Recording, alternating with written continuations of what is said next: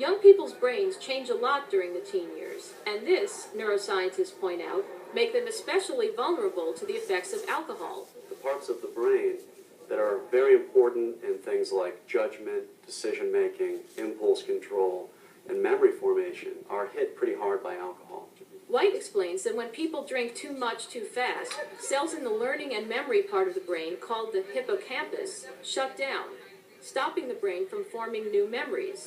Unfortunately for adolescents, the changes that are taking place in the hippocampus during the teenage years make the hippocampus of an adolescent more sensitive to alcohol. The researchers studied this in the brains of young rats before, during, and after giving them alcohol. Here, as indicated by the tiny colored squares, a brain's nerve cell shows normal activity. Then, about 1 hour after consuming alcohol, the cell's activity is dramatically slower. 7 hours later, activity returns. White says most of the damage actually happens during this hangover stage. When the buzz wears off, you have too much activity. It turns out that in these cells in the hippocampus, when you have too much activity, the cells die.